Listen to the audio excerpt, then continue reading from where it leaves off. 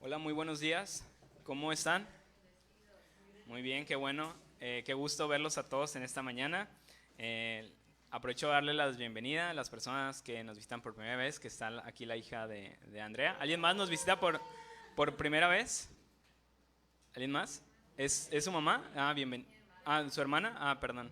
Bienvenida, qué bueno que vino, qué bueno que se animaron a venir. Sean todos bienvenidos otra vez a Calvary Este.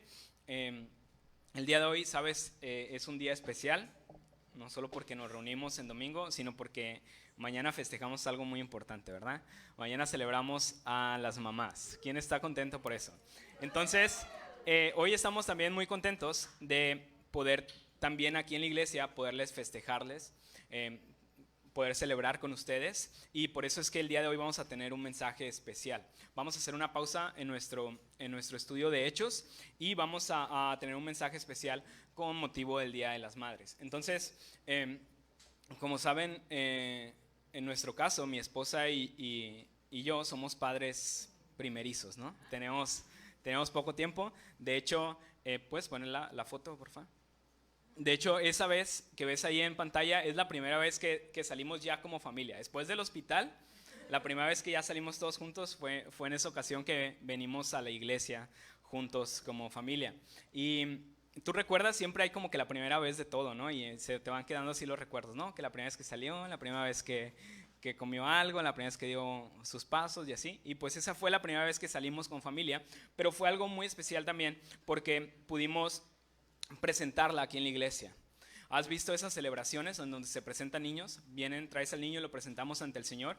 Y lo que hacemos en esas presentaciones es que juntos, como iglesia, oramos por ellos, los bendecimos y también los padres se comprometen a poder estar orando por los niños, poderlos guiar por el camino del Señor y instruirlos en su palabra. Entonces son esas tres cosas que tienen que hacer los papás por los hijos. Y nadie te enseña cómo, ¿no? Nadie te dice así exactamente qué cosas tienes que seguir, entonces como que lo vas aprendiendo en la práctica. Y ¿cómo empiezas a orar por alguien que no conoces o que nunca has orado, ¿no? Es algo que nosotros tuvimos que aprender, que mi esposa tuvo que aprender. Y si viniste hoy, qué bueno que viniste el día de hoy, porque si tú no sabes cómo hacerlo, la manera en la que tú debes de orar por tus hijos, pues hoy lo vas a aprender. De eso es el mensaje del día de hoy y lleva por título la oración de mamá. Entonces vamos a ver la oración de una madre por su hijo, cómo pide al Señor por la bendición de poder tener un hijo, y tú vas a encontrar ahí elementos que van a servir también a tu vida. Entonces, si traes una Biblia, ábrela en Primera de Samuel, primer libro de Samuel, capítulo 1. Dices, ¿dónde está Samuel? No, estamos puro Hechos y Génesis. Entonces, Samuel, búscalo ahí, es como la primera quinta parte de tu Biblia, más o menos. Está ahí el primer libro de Samuel. Y te decía, el mensaje del día de hoy es la oración de mamá. Y en este mensaje vamos a encontrar tres componentes de la oración de mamá. Tres componentes de la oración de mamá. ¿Qué es lo que tiene que llevar esa oración que hace una madre por sus hijos? Y lo vamos a ver aquí en este pasaje. Entonces abre tu Biblia y vamos a estar estudiando todo el capítulo 1 del primer libro de Samuel y vamos a leer los primeros 10 versos. ¿Te parece? Entonces dice lo siguiente, 1 Samuel capítulo 1, verso del 1 al 10. Hubo un varón de Ramataim de Sofim, del monte de Efraín, que se llamaba Elcana, hijo de Jeroam, hijo de Eliú, hijo de Tou, hijo de Suf, frateo. Y tenía él dos mujeres. El nombre de una era Ana y el de la otra Penina. Y Penina tenía hijos, mas Ana no los tenía. Y todos los años aquel varón subía de su ciudad para adorar y para ofrecer sacrificios a Jehová de los ejércitos en Silo, donde estaban dos hijos de Elí, Ofi y Finés, sacerdotes de Jehová. Y cuando llegaba el día en que Elcana ofrecía el sacrificio, daba a Penina su mujer, a todos sus hijos y a todas sus hijas, a cada uno su parte. Pero a Ana daba una parte escogida, porque amaba a Ana, aunque Jehová no le había concedido tener hijos. Y su rival la irritaba, enojándola y entristeciéndola, porque Jehová no le había concedido tener hijos. Así hacía cada año, cuando subía a la casa de Jehová, la irritaba así, por lo cual Ana lloraba y no comía. Y Elcana, su marido, le dijo: Ana, ¿por qué lloras? ¿Por qué no comes? ¿Y por qué está afligido tu corazón? ¿No te soy yo mejor que 10 hijos? Y se levantó Ana después que hubo comido y bebido en Silo, y mientras el sacerdote Elí estaba sentado en una silla junto a un pilar del templo de Jehová, ella con amargura de alma oró a Jehová y lloró abundantemente. Entonces tenemos esta historia tan singular, tan particular, y tal vez se nos presenta este hombre que se llama Elcana, y tal vez lo primero que te resalta o que te llama la atención es que tenía 2 esposas, ¿verdad? ¿Pudiste notarlo? Este hombre tenía 2 esposas, y qué raro que tenía 2 esposas, pero en ese tiempo, en el Antiguo Testamento, era algo muy común que hombres que tuvieran el poder adquisitivo de poder mantener muchos hijos y varias esposas, se daba esta práctica, tenían una o más esposas. Lo que sí tienes que saber es que aunque Dios permitió esto, su plan original para el matrimonio es un hombre y una mujer. Eso quedó establecido desde Génesis, desde el libro de Génesis. Sin embargo, esto ocurría, y si tú puedes notar en la Biblia, cada vez que aparecía esta circunstancia en que había un hombre que tenía más de una esposa, vas a ver que siempre asociado a esto, siempre hay problemas. Siempre había problemas. Si alguien tenía más de una esposa, siempre iba a haber problemas en esa familia. Iba a ser una casa dividida, iba a ser una casa que no se iban a llevar bien. Sin embargo, parecía que esos hombres no aprendían la lección y volvían a caer en lo mismo. Entonces, este hombre tenía 2 esposas. Tenía una que se llamaba Ana y otra que se llamaba Penina. Y dice que este hombre lo que hacía es que todos los años aquel varón subía de su ciudad para adorar y para ofrecer sacrificios a Jehová de los ejércitos en Silo. Entonces, cada año iba y ofrecía sacrificios. Dice que iba a Silo. Silo era como el centro religioso de toda la nación de Israel. Era la ciudad en donde estaban los sacerdotes y donde se movía toda la religión en torno a Jerusalén. Perdón, en torno a la nación de Israel. Y lo que pasaba es que si tú querías ofrecer un sacrificio, no lo podías hacer en cualquier parte. Tenías que ir a ese lugar en específico y ahí ofrecer tus sacrificios. Entonces estaba este lugar, estaba Silo, y ahí también se dice la Biblia que se encontraban unos sacerdotes que les llaman los hijos de Elí, llevaban por nombres Ofni y Finés, sacerdotes de Jehová. Entonces eran estos los sacerdotes en ese tiempo. Y dentro de los sacrificios que se hacían, había distintos tipos de sacrificios. Este que menciona aquí la Biblia, este sacrificio que hacía este hombre Elcana, era un sacrificio que se le conocía sacrificio de paz. Entonces, este sacrificio tenía la particularidad que cuando era ofrecido este sacrificio, parte de la ofrenda se le regresaba a la familia y ellos podían comer de eso. Bien, entonces en ese sacrificio le regresaban parte de la carne y la familia podían comer de ello. Entonces este hombre iba hacia ese sacrificio, llevaba su animal, le regresaban una parte y esa parte la dividía en su familia y la dividía entre sus esposas. ¿Viste de qué manera repartía la porción? Dice verso 4, daba a Penina su mujer, a todos sus hijos y a todas sus hijas, a cada uno su parte. Pero a Ana daba una parte escogida, porque amaba a Ana, aunque Jehová no le había concedido tener hijos. Entonces él empezaba a repartir toda la comida, pero la mejor parte, así yo creo que era el tibón o algo así, un super corte, ese se lo daba a Ana, le daba la parte escogida. Algunas traducciones dicen que le daban una doble porción, o sea, le daba el doble, porque era la mujer a la que él amaba. Aunque dice ahí, la amaba a pesar de que no había podido concederle hijos. Sin embargo, a pesar de que Ana tenía este privilegio de que le daban la doble porción, era favorecida en ese aspecto, vemos que su corazón, que su vida aún estaba triste y no disfrutaba esos momentos. A pesar de tener la doble porción, a pesar de que su esposo la amaba y la consentía de cierta manera, ella no estaba feliz. Y no estaba feliz porque, dice verso 6, y su rival la irritaba, enojándola y entristeciéndola porque Jehová no le había concedido tener hijos. La otra esposa, Penina, le echaba pleito.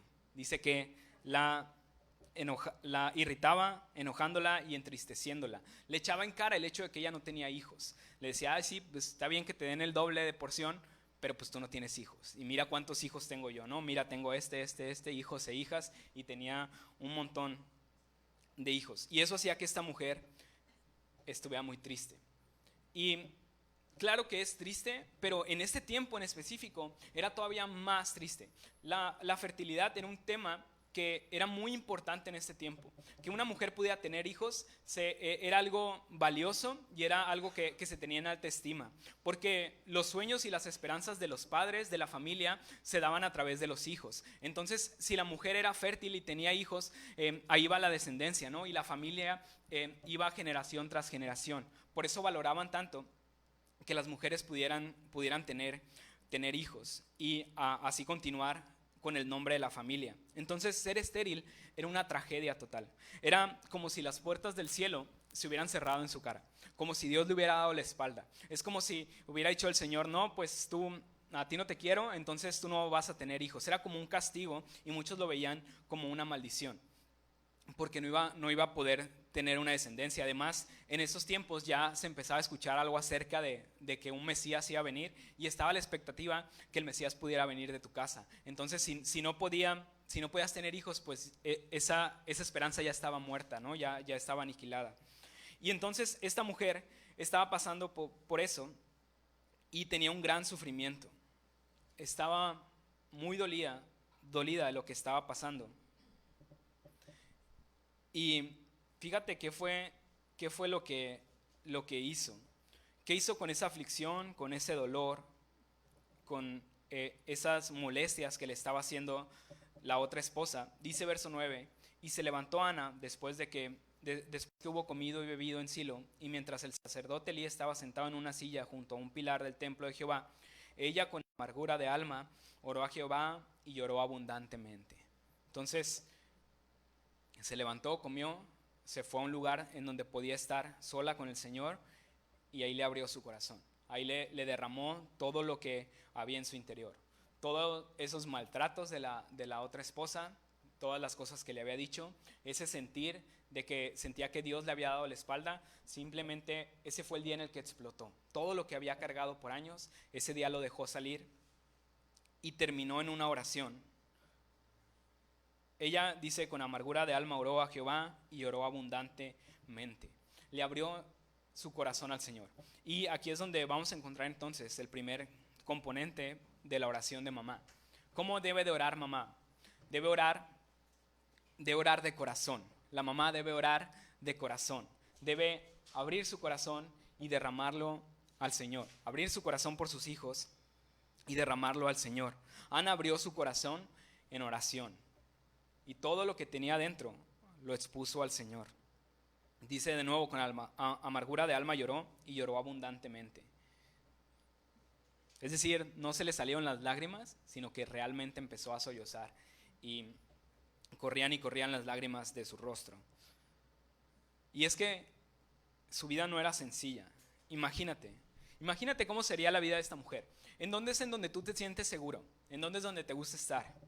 En tu casa, ¿verdad?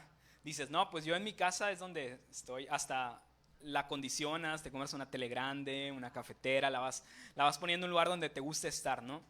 Porque puedes estar en cualquier lado, pero nada como tu casa. Pero esta mujer, su casa era un infierno. Imagínate, su casa era un lugar donde había una división. Más bien donde no quería estar ella era en su casa, ¿verdad? Porque ahí en su casa estaba la otra esposa y estaban sus hijos, y constantemente los estaba viendo, y solo recordaba que ella no podía tener hijos. El lugar en donde tenía que encontrar su tranquilidad, más bien encontraba su tormento,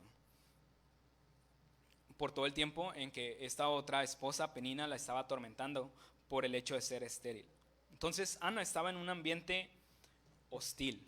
Estaba en un ambiente lleno de señalamientos y de comparaciones. Es que yo tengo tantos hijos y tú no tienes ninguno. Y sabes, poder tener paz, poder tener tranquilidad en un lugar así es algo muy difícil, ¿verdad? Cuando hay comparaciones, cuando te están señalando, cuando te están diciendo cosas, es muy difícil que tú puedas salir adelante, que tú puedas seguir haciendo las cosas. ¿O no es cierto, mamá? ¿Verdad que sí? ¿Verdad que sí es bien difícil? Y lamentablemente parece que en la maternidad es el lugar en donde todo el tiempo están señalando. En todo el tiempo están diciendo algo acerca de la forma en la que tú estás educando a tus hijos, ¿verdad que sí? Te repito, nosotros tenemos poco tiempo como padres, pero así desde que nace el niño hay señalamientos y comparaciones. Desde que le vas a dar fórmula o le vas a dar leche materna. ¿Qué vas a hacer? No, si le das fórmula, eres una mala madre, que eso no le sirve, que no sé qué. Si le vas a dar leche materna, no, que eso no le va a llenar, que va a necesitar más, dale otra cosa. Y esa es una constantes comparaciones y comparaciones. ¿Qué pañal le vas a poner? ¿Le vas a poner un ecológico o le vas a poner un desechable? ¿De qué tipo es el que vas a usar? ¿Le vas a dar alimento sólido o le vas a dar papillas? Y si compras la papilla que ya está así envasada, no, es peor que darle veneno si le das eso que viene al niño. ¿Le vas a poner vacunas o no le vas a poner vacunas?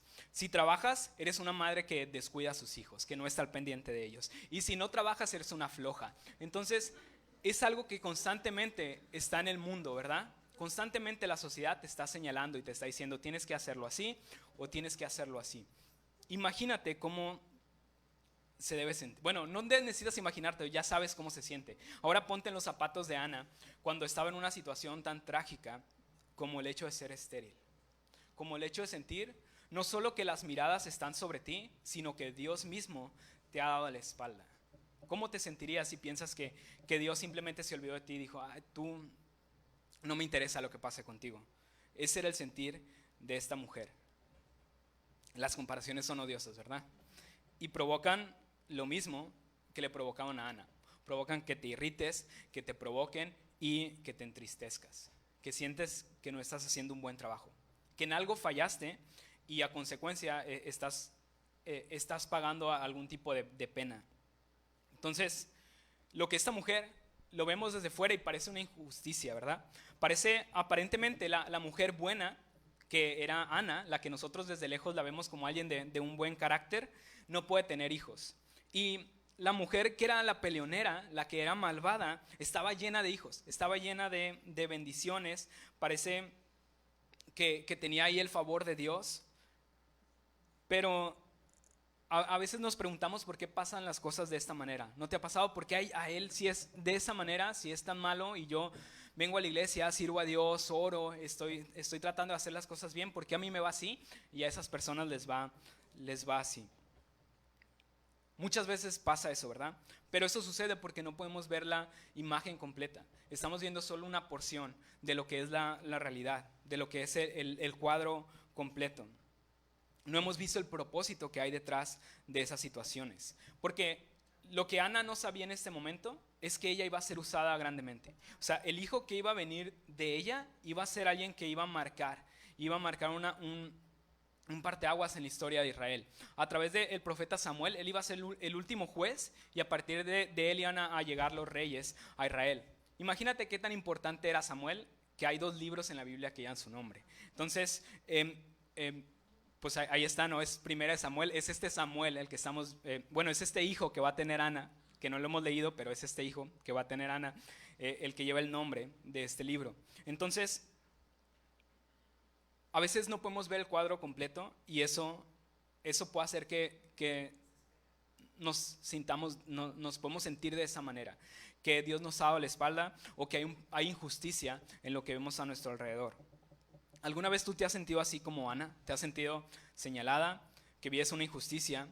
Y para colmo, fíjate, para colmo lo que le estaba pasando a esta mujer, su esposo no le entiende. ¿Viste lo que hizo el esposo? Fíjate en el verso número 8. Dice, y Elcana, su marido, le dijo, Ana, ¿por qué lloras? ¿Por qué no comes? ¿Y por qué está afligido tu corazón? O sea, el hombre la amaba, ¿te das cuenta? Ese hombre amaba a su esposa. Pero mira cómo la riega. Como buen esposo, va y hace una imprudencia. Y le dice, ¿no te soy yo mejor que 10 hijos? O sea, llega así como que bien galán y le dice, ¿no te soy mejor yo que tú puedas tener 10 hijos? Este hombre la amaba, pero no supo cómo conectar con ella. No supo entender los sentimientos de su esposo. Entonces, como hombre nos deja muy mal parados. Hizo muy mal ahí. Amaba a su esposa, pero no entendía que la necesidad de Ana era algo que él como esposo no podía suplir. Esa necesidad de tener un hijo, por más que él amara, por más que él le diera 2, 3, 4, 5 porciones, no iba a poder sustituirlo. No iba a poder llenar ese vacío que había en su corazón. Y eso no era todo, sino que lo mismo que estaba pasando a Ana, la imposibilitaba para poder ser una adoradora. ¿Te diste cuenta? Fíjate, dice verso 7, así cada año cuando subía a la casa de Jehová le irritaba así, por lo cual Ana lloraba y no comía. ¿Recuerdas? Y subían a Silo para adorar y tenían repartían la carne. Y era un tiempo como agradable, como en familia, en el que adoraban a Dios. Pero Ana, en lugar de estar enfocada en adorar a Dios, estaba enfocada en que ella era estéril, en que ella no podía tener hijos, en que Dios le había dado la espalda. Entonces, en lugar de estar adorando, ella estaba llorando y ni siquiera le daban ganas de comer, de la situación que ella estaba pasando. Entonces, si estamos pasando una situación así, que nos sentimos lastimados, sentimos que nos están presionando, que nos están señalando, difícilmente también nosotros nos vamos a poder acercar a Dios y adorarle. Difícilmente vamos a tener esas ganas de venir y adorar a Dios. Entonces, si tú eres sana, ya sea que seas hombre o mujer, pero te sientes como ella, has sentido que alguien te ha señalado, has sentido que Dios te ha dado la espalda y que las personas que amas, las que deberían de apoyarte, no te entienden, haz lo mismo que hizo Ana. Haz lo mismo que hizo esta mujer. ¿Qué fue lo que hizo? En lugar de quejarse, en lugar de echarle pleitos a Penina o decirle, es que tú no me entiendes, Elcana, tanto que te he dicho y tú no entiendes, en lugar de hacer eso, fue con el Señor y le abrió su corazón, le derramó su corazón, abrió todo lo que había dentro de ella, todo ese sufrimiento, toda esa frustración que se había acumulado por años, la dejó en oración. Simplemente esa carga vino y se la dejó al Señor en su oración. Así que lo que tienes que hacer, lo que tenemos que hacer si estamos pasando por una situación así, es abrir nuestro corazón en oración y dejarlo todo ahí. Jesús dijo en Mateo 11:28, venid a mí todos los que estáis trabajados y cargados, y yo os haré descansar. Entonces, si tú tienes una carga, ya sea una carga que te ha impuesto la sociedad, con que te han señalado, que te han dicho cosas, o es una carga que tal vez tú has acumulado, que te has equivocado, has metido la pata, has pecado y ahora estás cargando con un peso innecesario. Si esa es tu situación, si hay algo que te han impuesto, ven hoy a Jesús. Abre tu corazón en oración y deja que Él te quite ese peso. Que Él, déjale esa carga en sus manos y vas a ver que ahí vas a poder descansar.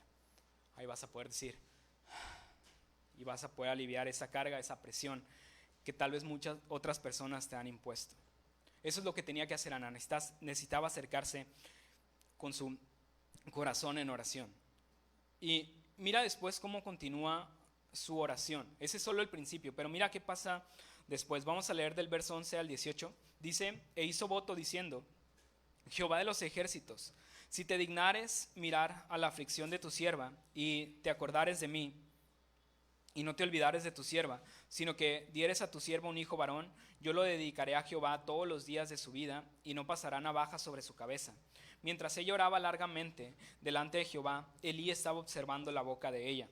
Pero Ana hablaba en su corazón y solamente se movían sus labios y su voz no se oía. Y Elí la tuvo por ebria. Entonces le dijo Elí, ¿hasta cuándo estarás ebria? Digiere tu vino. Y Ana le respondió diciendo, no, Señor mío, yo soy una mujer atribulada de espíritu. No he bebido vino ni sidra, sino que he derramado mi alma delante de Jehová. No tengas a tu sierva por una mujer impía, porque por la magnitud de mis congojas y de mi aflicción he hablado hasta ahora. Elí respondió y dijo, ve en paz, y el Dios de Israel te otorgue la petición que le has hecho. Y ella dijo, halle tu sierva gracia delante de tus ojos. Y se fue la mujer por su camino y comió y no estuvo más triste. Entonces, Ana continuó y pudiste ver el resultado. Dice al final que no estuvo más triste. O sea, se le acabó su tristeza en ese momento. Pero fíjate cómo era la oración. Dice verso 11, e hizo voto diciendo Jehová de los ejércitos. Jehová de los ejércitos es un título especial de Dios. Hay muchas formas en las que se referían a Dios, pero ese es un título en específico que tiene este sentir de una guerra, de que estás librando una guerra y llamas al mejor para las guerras, a Jehová de los ejércitos. Incluso una traducción es Jehová, el de los ejércitos poderosos. Entonces, la forma en la que se sentía Ana, ella sentía que estaba en una guerra. O sea, en su casa sentía que había una guerra constante con la otra esposa. Y lo que hace, en vez de ir ella a la guerra y usar sus armas, lo que hace es que llama a Dios para que Él sea el que pelee por ella. Por eso dice Jehová de los ejércitos. Llama y le pide al Señor que Él sea el que vaya a la guerra por ella. Y en su oración dice que hizo un voto a Dios, el cual el voto consistía en lo siguiente. Dice, sino que dieres a tu siervo un hijo varón, yo lo dedicaré a Jehová todos los días de su vida y no pasará navaja sobre su cabeza. ¿Qué iba a hacer este voto? Iba a dedicar a este niño que iba a tener, lo iba a dedicar a Dios y nunca le iba a pasar, dice, navaja sobre su cabeza. Este voto seguramente era un voto de nazareo.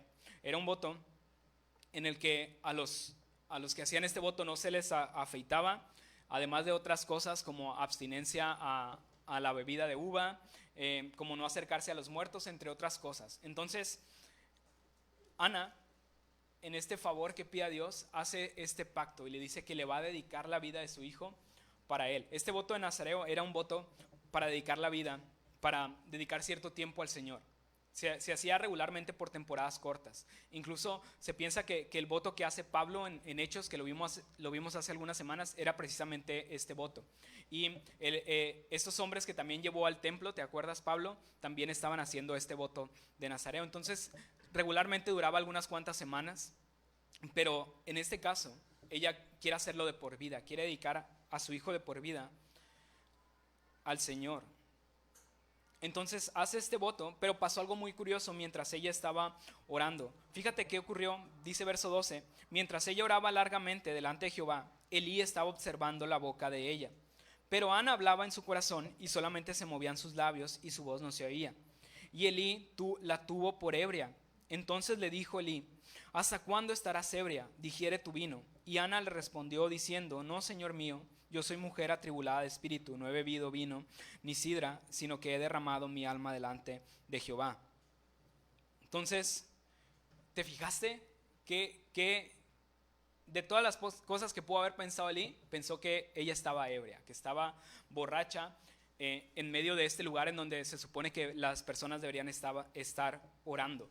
Pero de esta sección pequeña podemos sacar algunos cuantos aprendizajes. Por ejemplo, para que tu oración sea efectiva a Dios, no necesariamente tienes que decir palabras rimbombantes. No necesariamente tienes que ir y bla, bla, y que todos te escuchen y que se pueda ver que tú tienes mucho conocimiento de la palabra y que oras salmos y que oras pasajes de la Biblia completos. La oración de esta mujer, ¿de dónde venía? De su corazón. Ella venía de su corazón. Dice verso 13, pero Ana hablaba en su corazón y solamente se movían sus labios. Ella no necesitó decir grandes cosas ni gritarlo para que Dios la escuchara, para que el Señor estuviera atento a ella. Entonces, si tú quieres que Dios te escuche, no necesitas grandes palabras, sino necesitas hablar desde tu corazón. Entonces, es más importante lo que salga de tu corazón que las palabras que salgan de tu boca. Pero por otro lado, ¿qué era lo que le pasaba a Elí para creer que Ana estaba ebria? Esto nos muestra, lo que hizo Elí nos muestra que en esos tiempos la religión estaba por los suelos.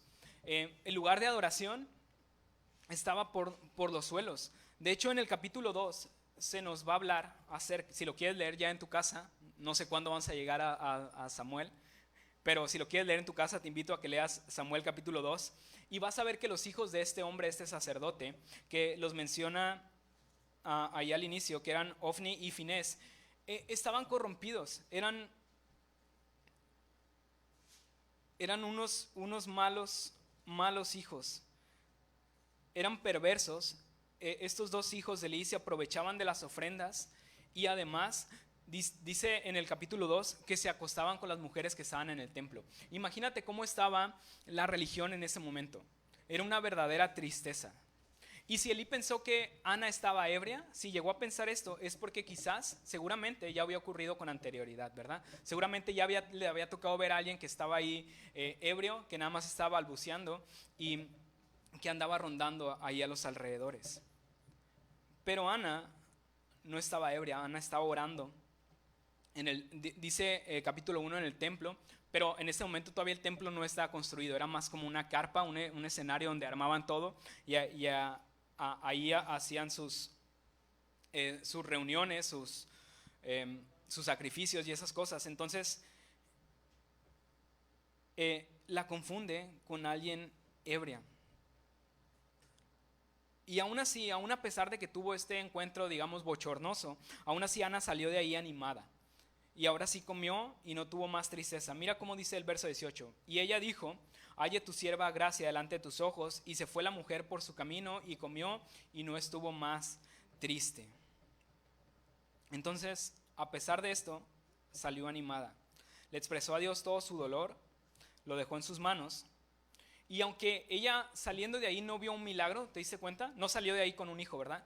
Ella le pidió un hijo y no salió de ahí con un hijo, no salió de ahí embarazada, pero salió convencida de que Dios iba a actuar en su vida. Salió convencida de que Dios iba a obrar de alguna manera en su vida.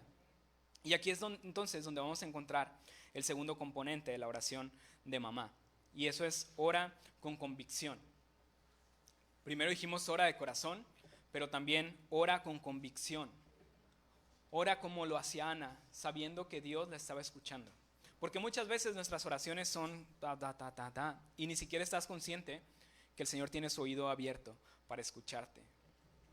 Solo Dios pudo traer esa convicción a su corazón. Porque si lo ponemos en un terreno, valga la redundancia, un terreno terrenal, Ana salió de ahí, fíjate con qué salió. Salió con una regañiza de parte del sacerdote y salió con una bendición de un sacerdote de dudosa devoción, ¿verdad? O sea, un sacerdote que no, pues para que me bendiga Elí, pues mejor que no me bendiga nadie, ¿verdad? Como tenía su casa, era un desastre. O sea, en términos terrenales, Ana no tendría por qué haber salido con esa convicción. Sin embargo, salió de ese lugar sintiéndose amada y sintiéndose respaldada por Dios. Salió y pudo entonces comer y pudo entonces adorar a Dios. La actitud de ella fue totalmente distinta. Aunque su situación no cambió inmediato, decíamos, aunque no salió de ahí con un hijo, su situación fue totalmente distinta. Y cuando llegó a su casa, ¿sabes qué? Elcana y Penina eran los mismos. Elcana era el mismo hombre que no sabía entender a su mujer, y Penina era la misma mujer que le gustaba pelear y que le echaba en cara a sus hijos. Eran los mismos, pero ahora Ana ya no era la misma. Ahora su actitud era totalmente distinta. Y es que tal vez la oración no pueda cambiar tu situación inmediatamente. Tal vez no vas a ver un milagro así inmediato, instantáneo, pero sí te puede cambiar a ti instantáneamente. Porque cuando tú oras de corazón, con esa convicción, entonces puedes dejar de ver las circunstancias y enfocarte en ver al Señor, en poder poner tu mirada sobre Él, poner la mirada en el Señor, poner la mirada en Dios, poner la mirada en Jesús.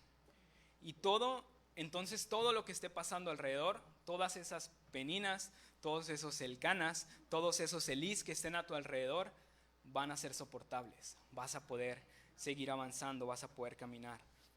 Hebreos 12:2 es un pasaje también muy conocido que dice: puestos los ojos en Jesús, el autor y consumador de la fe, el cual por el gozo puesto delante de él sufrió la cruz, menospreciando el oprobio, y se sentó a la diestra del trono de Dios. ¿Sabes después de qué viene este pasaje? Viene después de Hebreos 11, ¿no? Claro. Pero Hebreos 11 habla acerca de la fe. Y dice cómo muchos hombres y mujeres atravesaron situaciones difíciles porque no estaban centrados en la situación, sino que estaban con los ojos puestos en el Señor. Estaban actuando en fe. Estaban caminando con la vista puesta en el lugar eterno. Eso es lo que les permitió atravesar esas situaciones difíciles. Entonces, si tú estás pasando una situación difícil, tienes que poner tus ojos en el Señor. Tienes que dejar de ver alrededor y poner los ojos en el Señor. Entonces, orar con convicción es orar con fe, teniendo en mente lo que está por delante. ¿Quieres orar? ¿Quieres tener esta oración de convicción como la tuya, Ana? Necesitas orar con fe y dejar de poner los ojos en el alrededor y poner los ojos adelante, poner los ojos en Jesús. Vamos a terminar leyendo del verso 19 al 28. Mira cómo termina la historia. Y levantándose de mañana, adoraron delante de Jehová, y volvieron y fueron a su casa en Ramá. Y Elcana se llegó a Ana su mujer, y Jehová se acordó de ella. Aconteció que al cumplirse el tiempo después de haber concebido Ana, dio a luz un hijo y le puso por nombre Samuel, diciendo por cuanto le pedía a Jehová. Después subió el varón Elcana con toda su familia para ofrecer a Jehová el sacrificio acostumbrado y su voto. Pero Ana no subió, sino dijo a su marido: yo no subiré hasta que el niño sea destetado, para que lo lleve y sea presentado delante de Jehová y se quede allá para siempre. Y Elcana su marido le respondió: haz lo que bien te parezca, quédate hasta que lo destetes, solamente que cumpla Jehová su palabra. Y se quedó la mujer y crió a su hijo hasta que lo destetó. Después que lo hubo destetado, lo llevó consigo con 3 becerros, un efa de harina y una vasija de vino, y lo trajo a la casa de Jehová en Silo.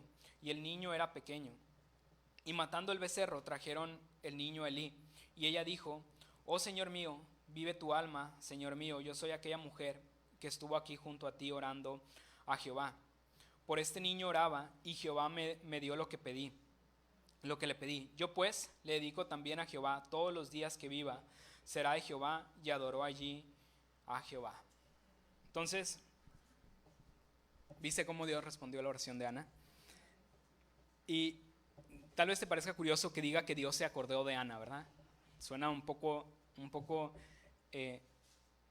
extraño, pero cuando habla en estos términos de que Dios se acordó, dice al final del verso 19, y Jehová se acordó de ella, no quiere decir precisamente que Dios diga: se me olvidó Ana, ya me acordé que ella estaba ahí, sino esta expresión le llaman, es un antropomorfismo, es una manera de explicar en términos humanos algo, un atributo único de Dios, que nosotros no podemos entender. Simplemente el Señor pagó esa promesa, cumplió esa promesa que ocurrió en esa oración que tuvo con Ana.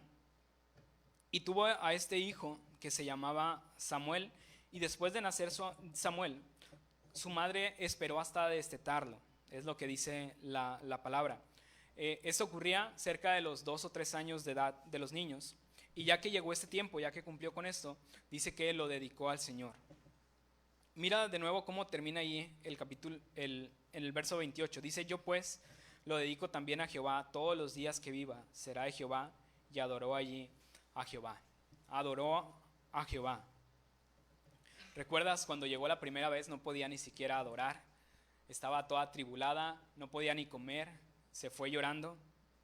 Pero esta vez llega y puede adorar al Señor. Y cuando salió la primera vez del templo, también dice que ella adoró, dice el verso 19, y levantándose mañana, adoraron delante de Jehová. Ahora Ana podía adorar con todo su corazón, podía expresar al Señor adoración. Y esto nos va a llevar entonces al tercer componente de la oración de mamá, y eso es ora en adoración. Ora en adoración, ora como Ana oraba. ¿Qué quiere decir que tú ores en adoración? ¿Qué quiere decir que puedas orar de esta manera? Significa estar en adoración al Señor, significa rendirle tu vida por completo a Dios. Es estar dispuesto a darle todo a Dios, a dárselo todo, lo que te pida, lo que sea necesario, lo que tengas, ponérselo delante de Dios. Aquí, por ejemplo, hay un ejemplo, está muy claro lo que hizo Ana. La forma en la que Ana adoró a Dios es que le entregó a su hijo. ¿Te diste cuenta? Su forma de adoración: tú me diste a Samuel y ahora yo te lo doy de vuelta, Señor. Esto que yo tengo es tuyo, tú me lo diste, a ti te pertenece. Y le entregó a su hijo a Dios. O sea, ¿te das cuenta? Eso que tanto anhelaba, ese hijo, por fin lo tiene y ahora se lo entregó a Dios. Realmente Ana era una verdadera adoradora. Estaba segura de entregárselo al Señor, de ponerlo delante de sus manos. Pero aún más increíble es, ¿viste a quién le dejó? ¿Viste a quién se lo dejó? Dice verso 25, y matando el becerro, trajeron el niño, ¿a quién? A Elí. Se lo trajeron al mismo sacerdote que tenía unos hijos corruptos que hacían malas cosas. Y viene esta mujer con un niño de 3 años y le dice, aquí está, tenga. ¿Tú harías eso? ¿Harías eso con tu hijo que amas? Que lo viste crecer durante 3 años, llegarías con alguien corrupto y le dirías, aquí está, se lo prometí al Señor, tenga a mi hijo. Yo recuerdo la primera vez que dejamos a nuestra hija, la dejamos con su abuela y salimos llorando de ese lugar. Ahora imagínate dejarlo de 3 años, dejárselo a este hombre. Pero Ana podía confiar en el Señor. Ana estaba cumpliendo su promesa y sabía que a pesar de que estuviera con Elí, el Señor iba a cuidar de Samuel. El Señor se iba a encargar de proteger a Samuel. Y no podía estar en mejores manos que en las manos de Dios, ¿verdad? Así que ella cumplió su promesa y aún a pesar de la corrupción, ella fue y lo entrega ahí a ese lugar. Y no solamente termina ahí, sino que vamos a ver más adelante, bueno, ya no lo vamos a ver, pero tú lo puedes checar en tu casa, más adelante cómo llegó más bendición a la vida de Ana y tuvo más hijos e hijas. Entonces, de ese corazón adorador que no retuvo a nada, sino que Dios lo que tenía, dio a Samuel, Dios la bendijo con más y le pudo dar más hijos. Entonces, si tú quieres vivir en adoración, tienes que estar dispuesto a darle todo al Señor. Darle todo, toda tu vida, incluso tus hijos. No estoy diciendo que los vas a sacrificar o algo por el estilo, pero sino ponerlos delante del Señor. Confiar en que Dios los va a proteger, que Él los va a cuidar, que Él los va a guiar por una senda correcta. Tienes que estar dispuesto a soltar a tus hijos. Y tienes que saber que tus hijos se van a encontrar con varios Elís y se van a encontrar con varios Ofnis y Finés. Se los van a encontrar porque el mundo está lleno de esa clase de personas. La iglesia está llena de esa clase de personas. Entonces, pero sobre todo eso, tienes que saber que la voluntad de Dios está ahí. Más que tener ese sacerdote corrupto, Ana podía confiar en que tenía un sumo sacerdote mayor. Sabemos que nuestro sumo sacerdote es Jesús y podemos confiar en Él y le podemos entregar nuestra vida. En adoración le podemos entregar todo lo que tenemos. Entonces, ¿estarías tú dispuesta a actuar como actuó Ana? Entregar a su hijo Samuel. Bien, el día de hoy hemos visto entonces esos 3 componentes de la oración de mamá: ora de corazón, ora con convicción y ora en adoración. Que las oraciones de tus hijos tengan esos componentes. Cuando tú vayas ante el Señor, derrámale tu corazón. Cree en que el Señor te está escuchando, que está ahí. Y tienes que estar dispuesto a darlo todo, a entregarlo todo al Señor. Bien, vamos a orar. Cierra ahí tus ojos y vamos a orar. Señor, te damos gracias por la palabra que tú nos has dado hoy, Señor. Gracias porque a través de la vida de esta mujer vemos cómo a veces le falta nuestra oración, Señor. Nos hace falta ser más como Ana, poder confiar más en ti, en tu palabra, en que tú vas a traer protección y que encima de las dificultades, de las cosas que nos estén agobiando, de los problemas, podemos confiar en ti, podemos poner nuestra mirada en ti y podemos avanzar en medio de la dificultad, avanzar en medio de la tormenta, Señor, con convicción de que aunque tal vez no podamos ver la imagen completa, no podamos tener el panorama completo, Señor, sabemos que todos tus planes ayudan a bien, Señor, a los que te aman. Así que el día de hoy, Señor, queremos que nos ayudes a ser más como esta mujer, Señor. Nos ayudes a poner nuestra mirada y nuestros ojos en el lugar correcto. Que podamos rendirte nuestra vida por completo. No solo de palabras, sino con pruebas, Señor. De veras poder rendir nuestra vida de una manera completa. Poner todo delante de ti y que seas tú el que nos vaya guiando, Señor, el que nos vaya dirigiendo. Te invito ahí en tu lugar donde estás, simplemente si te has dado cuenta que te hace falta ser más como esta mujer, como Ana, que tus oraciones tal vez han sido vanas, hoy pídele al Señor que te ayude a hacer de esta manera. Te ayude a orar de corazón, con convicción y en adoración. Y en lo que tú oras, quiero dirigirme a aquellos que vienen por primera vez o que tienes poco tiempo en la iglesia, pero nunca has tomado una decisión por el Señor Jesús. Nunca has depositado tu fe en Jesús. Si ese es tu caso, tienes que saber que el Señor Jesús vino a la tierra a dar su vida, a pagar por nuestros pecados, y si nosotros creemos en Él, si creemos en ese sacrificio, nos arrepentimos, podemos tener vida eterna. Así que quiero invitar, si hay alguien aquí que hoy quiera rendir tu vida a Jesús y nunca antes lo hayas hecho, simplemente levanta ahí tu mano donde estás y vamos a orar por ti. ¿Habrá alguien hoy que quieras tomar esta decisión, que quieras tomar una decisión por Jesús? Levanta tu mano y vamos a orar por ti. Bien, nos ponemos de pie, por favor. Vamos a terminar este tiempo, esta palabra. Mandamos traer a sus hijos porque queremos orar por ti, mamá. Entonces, si eres mamá, pásale acá al frente y vamos a orar por ti. Que no te dé vergüenza, que no te dé pena, pásale aquí al frente. Y los niños pueden ocupar un lugar por acá, no se preocupen, ahí donde vinieron. Sí, y las mamás van a estar de este lado volteando hacia allá, por favor. Y todos los demás van a extender su mano y vamos a hacer una oración por mamá. ¿Sale? Aunque no estén tus hijos aquí, eres mamá, eres hermosa, eres bendecida y queremos hacer esta oración por ti. ¿Sale? ¿Ya están todas las mamás? Mamá, pásale. Entonces, niños, ahí con tus palabras, o también esposos ahí con tus palabras.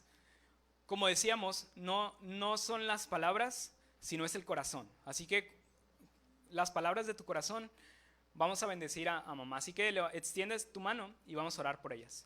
¿Sale? Amado Dios, te damos muchas gracias, Señor, por la vida de estas mujeres.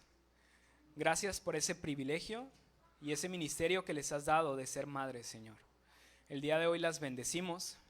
Te pedimos que las sigas usando, Señor, que las sigas bendiciendo, que puedan ser un testimonio a sus hijos, para gloria y para honra de ti, Jesús. Te damos gracias por cada una de ellas, por sus vidas, y sigue obrando, Señor, en el corazón de cada una de estas mujeres, que a través de su testimonio, de su vida, puedan reflejar a Jesús, no solo a sus hijos, sino que a su comunidad, a sus esposos, Señor, a sus familias. Hoy las bendecimos, Señor, las amamos y nos gozamos, Señor, con ellas. Muchas gracias por sus vidas y muchas gracias también por este día, Señor, por esa palabra que tú nos has dado. En el nombre de Jesús, amén. Bien, muchas gracias, mamá. Dejamos este escenario aquí por el Día de las Madres. Ahorita vamos a quitar los instrumentos. Si gustas tomarte una foto con tus hijos para recordar este día, pues lo puedes hacer, ¿sale? Y no te vayas porque tenemos una pequeña rebanada de pastel para ti y para festejarte, ¿sale? Muchas gracias a todos.